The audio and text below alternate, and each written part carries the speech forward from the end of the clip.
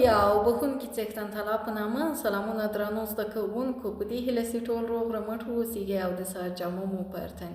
موږ او تاسې په تیره جلسه کې یا هم په تیره ویډیو کې در ویډیوی قبلی دوم ټولګی شپږم لوست مو ولوست. در درس ششم را با هم کار کردیم.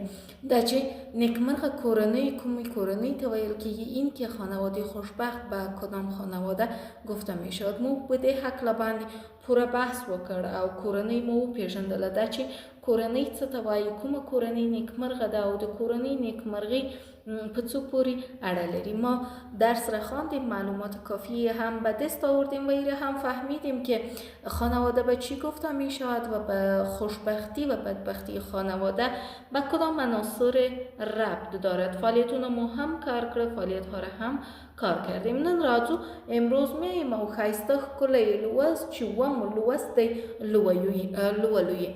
امروز میایم به درس قشنگی که درس هفتم هست ایره با هم میخوانیم. اووم لوست خپلواکی. څه شی؟ خپلواکی. خپلواکی څه ده؟ خپلواکی یا استقلال چیست؟ موږ او تاسې به په دې لوست کې لومړی راشو او دغه خپلواکۍ به وپېژنو، ازادي را میشناسیم. بل دا چې موږ او تاسې به د ازادۍ په هکله معلومات لاسته راوړو، دا چې ازادي اصلا څه ته ویل کیږي. که چېرته موږ یو آزاد هیواد ولرو، آزاد ژوند ولرو، نو موږ به په څه ډول ژوند سره مخامخ یو؟ اگر ما زندگی آزاد داشته باشیم، کشور آزاد داشته باشیم، با چی نوع یک کشور روبرو خود بودیم و چی نوع یک زندگی خود داشتیم. نوی کلمه به هم زده کو، کلمات جدید را هم یاد میگیریم او هم داسې پښتو ژبه به هم زده کړو او د خپلواکۍ په هکله به هم شعر زده کو او هم به راسو په پښتو ژبه به د خپلواکۍ په هکله خبرې وکړو. هم شعر را یاد میگیریم در مورد استقلال آزادی و هم در مورد استقلال به زبان پشتو صحبت میتوانیم. خپلواکۍ څه ته وایي؟ آزادی به چی گفته می شود؟ انسان آزاد پیدا شوی دی، انسان آزاد پیدا شده است. خپلواکی د انسان طبیعی حق دی. آزادی حق طبیعی انسان است، یعنی طبیعتا حق انسان است که آزاد باشه. مریتوب او غلامی انسانی ژوند ندی.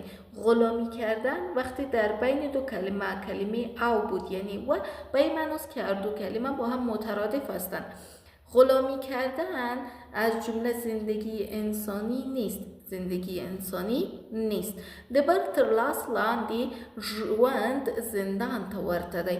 زیر دست کسی دیگری زندگی کردن مثل زندان هست، مشابه زندان هست. ورته یعنی به مثل زندان هست.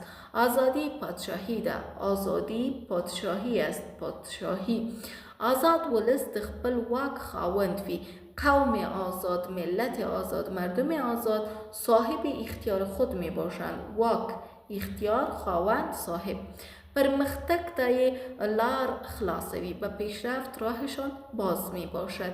که زیار و باسی اگر زحمت بکشند، تعلیم وکړي، تعلیم کنند، این درس بیاموزند، یو بل ته د ورورۍ لاسونه ورکړي، به یکدیگر دست برادری بدهد، ډېر ژر نیکمرغه کیږي، به زودی خوشبخت می شوند. اسارت بدمرغی ده. اسارت بدبختی است. در بند بودن. اسارت چی میشه؟ در بند بودن، غلام بودن. پس چی میشه؟ بدبختی میشه. د بدمرغ انسان ژوند تریخوی. زندگی انسان بدبخت تلخ می باشد. تریخ تلخ وی می باشد. آرام او سوکاله ژوند ته نشی رسیده. به زندگی آرام و آسوده رسیده نمیتواند. نمیتواند رسیدن. خپلواک ژوند څه خوند لري؟ زندگی آزاد مستقل چی مزه داره؟ چی لذت داره؟ د خپلواک او ناخپلواک ژوند توپیر څه دی؟ فرق، تفاوت زندگی مستقل و نامستقل، زندگی آزاد و در بند چیست؟ پلاندی شعر کې در شعر زیل لاندی زیل، شعر کې شاعر د خپلواکۍ تر سرلیک لاندې شاعر تحت عنوان سرلیک عنوان تحت عنوان آزادی شعر لیکلی دی. شعر را نوشته هست. موږ او تاسې یو ځای لولو. ما و شما، موږ او تاسې، ما و شما یک جا با هم میخوانیم او خوند ترې اخلو و ازش لذت میبریم چې څه ډول شعر موږ ته ویلی دی. موټی خاوره د وطن به پرې ور نه کړم، که په سر د ځمکې هر وطن خوتن شي. د اوبو پر ځای د زړه وینې به ورکړم، که محتاجه تراوت ته دا چمن شي. خپله خاوره به په خپلو وینو پالم، که حاجت یې قرباني زما د تن شي. که غلیم له ما بره یوړو محبوبې، که غلیم له ما بره یوړو محبوبې، ستا پړونی دی زما د تن کفن شي. همیش خلیل. موټی خاوره د وطن به پرې ور نکړم، یک مشت خاک وطن خود را بالایش نمیتم. بالای چی؟ که په سر د ځمکې هر وطن خوتن شي. اگر در روی زمین هر وطن خوتن شود. خوتن چیست؟ خوتن یک جای زیبا، یک منطقه زیبای هست در چین. موټی مشت خاوره خاک، پس یک مشت خاک خود را بالایش نمیتم. اگر در روی زمین تمام ممالک مثل خوتن زیبا و قشنگ شود. د اوبو پر ځای د زړه وینې به ورکړم، که محتاج تراوت ته دا چمن شي. در شعر اکثریت اول نیم بیتی دوم معنا میشه. اگر این چمن محتاج تراوت و تازگی شود، پس من بجای آب خون قلب خودم میتم تا که این چمن شود تراوت و تازگی به دست بیاره. یعنی اگر این چمن محتاج تراوت شود، اگر این چمن تازگی بخواهد، من بجای آب خون دل خود برش میتم تا که این چمن من چی شود؟ تر و تازه شود. خپل خاوره به په خپلو وینو پالم، که حاجت یې قربانی زما د تن شي. خاک خود را با خون خود پرورش میتم. وین و خون پالم پرورش میتم. خاک خود با خون خود پرورش میتم. اگر قربانیش حاجتش قربانی وجود من هم شود. یعنی در صورتی که خاکم به وجودم ضرورت پیدا کرد و محتاج وجودم شد، به قربانی من ضرورت پیدا کرد، پس من مشکل ندارم و خود را فدای مملکت می سازم. که غلیم لما برای یوړو محبوبې، ستا پړونی دی زما د تن کفن شي. در اینجا وطن را به قسم معشوقه یا محبوب آورده. میگه اگر غلیم یعنی دشمن، اگر دشمن از پیش من کامیابی را برد برای کامیابی، اگر دشمن از پیش من کامیابی را برد و تو را از پیش من گرفت، پس پرونه چادر میشه که ما بیرق میگیم در این درس. پس بیرق تو کفن تن ما شود. یعنی بیرق چی؟ بیرق تو، بیرق کشورم کفن وجود ما شود. این شعر از همیش خلیل است. همیش خلیل د پښتو ژبې پیاوړی یو خوږژبی شاعر دی. یکی از شاعران قوی و شیرین زبان ادبیات پښتو هست. د متن لنډیز خلاصه متن په پورته شعر کې در شعر بالا شاعر له خپل وطن سره مینه څرګندوي. شاعر با وطن خود محبت خود را آشکار میسازه، واضح میسازه. خوتن په چین کې یوه سیمه ده. خوتن در چین یک منطقه هست، ډېر ښکلې او ښایسته ده. بسیار زیاد زیبا و قشنگ است. ښکلې، زیبا، ښایسته، قشنگ. شاعر میگه چې په خوتن باندې هم خپل وطن نه بدلوم، که با خوتن هم وطن خود را تبدیل نمی کنم، مثل کشمیر واره که منطقه قشنگ است. شاعر میگه که وطن زما قربانی ته اړتیا پیدا کړي. اگر وطن و قربانی وجود من ضرورت پیدا کنه، نو زه د خپلواکۍ د ساتلو لپاره هر ډول قربانی ته چمتویم. پس من برای نگهداری آزادی به هر نوع قربانی آماده هستم. چمتو یعنی که آماده. فعالیتونه دي، فعالیت ها هست چې دلته دوه پوښتنې دي. خپلواکي څه ته وایي؟ آزادی به چی گفته می شود؟ آزاد ژوند ته خپلواکی وایي. به زندگی آزادی گفته میشه. همداسي همینطور اینجا کلمات هست که کلمات هم معنا میکنیم. مریتوب غلامی، ورته برایش خوند، لذت، مزه، خپلواک، مستقل، لولو میخوانیم یا لوستل، خواندن، موټی، مشت، وینی، خون، پالل، پرورش دادن، تن، وجود، بدن، برای کامیابی، پرونه چادر، مینه، محبت، ښکلی، زیبا، اړتیا، ضرورت. و در بخش بعدی یک محاوره کوتاهی را داریم چې لومړی او دویم زده کوونکی دی. نسیمه ستړی مشی، نسیم مانده نباشی، ته ستړی مشی گلابه، تو مانده نباشی گلاب جان. چرته روانی نسیمه، کجا روان استی نسیم جان؟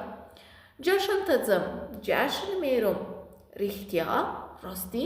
نور در سره څوک ځي؟ نور در سره څوک دی؟ دیگه همراهت کی هست؟ یوازی یم، تنها هستم، څوک را سره نشته، کسی همراهی نیست که برم. و دی نویل نگفتی دا د څه شي جشن دی؟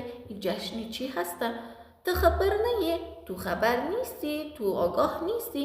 دا د وطن د خپلواکۍ جشن دی. این جشن آزادی وطن هسته. د وطن د خپلواکۍ جشن، جشن آزادی وطن. زموږ هیواد کله خپلواکۍ اخیستی ده نسیمه؟ کشور ما چی وقت آزادی گرفته نسیم؟ زموږ هیواد په 1298 کال کې بیرته خپلواک شوی دی. کشور ما در سال 1298 یا میگیم 1298 دوباره مستقل شده یا دوباره آزادی خود را به دست آورده. بیرته خپلواک شده یعنی دوباره آزادی خود را به دست آورده. کردی آباد گلاب، خانه آباد گلاب، زه چی در بندی نوقت نشی، برو که سرت ناوقت نشه. په مخ دیخه نسیمه، پیش رایت خوبی نسیم جان. ببینیم که شاعر انگلیسی بر ما چی میگه. انگلیسی شاعر برنارد شاو وای، شاعر انگلیسی به نام برنارد شاو میگه ولسونه د آزادی للاری ښوونې او روزنې ته لار پیدا کوي. قوم ها، ملت ها از راه آزادی به تعلیم و تربیه راه پیدا میکنه. نه د ښوونې او روزنې للاری آزادی ته، نه از راه تعلیم و تربیه با آزادی. یعنی که اول باید آزادی به دست بیاریم، بعدا تعلیم و تربیه آسان است. اگر کشور آزاد نبود که کوم هیواد آزاد نو تعلیم او تربیه هیڅ کله ورته ګټه نشي رسولی. نو یک ضرب المثل دیگه هم است چې وایي هیواد په توره لاس ته راځي، ازادي خپلواکي په توره لاس ته راځي، آزادی با شمشیر به دست میاد، خب په تدبیر او سنجش ساتل کیږي، اما به تدبیر و سنجش و نگهداری میشه. پس ببینین که مردم از راه آزادی به تعلیم و تربیه دست پیدا میکنن. هر زمانی که در اسارت و بدمرغی و بدبختی ووسو موږ نشو کولی چې تعلیم او تربیه ترلاسه کړو. دا اوس موږ د تحصیل لوستی په درس زیبای ما و شما چې موږ تاسو د خپلواکۍ په هکله درس ولوستل، در مورد آزادی درس خواندیم. آزادی یعنی په بند کې نه اوسیدل. موږ ډېری آزاد یو، ما بیشترین ما آزاد هستیم، خو ذهنی آزادی نلرو، فکری آزادی نلرو. اما آزادی فکری و ذهنی نداریم. انسانان لومړی باید د خپل وجود څخه آزاد شي. انسان ها باید اول امو قفس و دایره تنگ مغزی خود و وجود خود را بشکنانن، آزاد کنن، با خود به صلح برسین، لځان سره سولې ته ورسیږي تر څو ژوند درته خوندور شي، تا که زندگی براتون لذت بخش شوه. نو که چیرته بیا هم پوښتنه لري، باز هم اگر سوال دارین، پوښتنه لري، سوال لري، انتقاد، پیشنهاد، هر څه چې لري، هر چیزی که دارین، انتقاد، پیشنهاد، پوښتنه، هر چی تاسو کولی شئ په کومنټ کې له ما سره شریک کړئ. تر بیا ښه وخت او ښې چارې.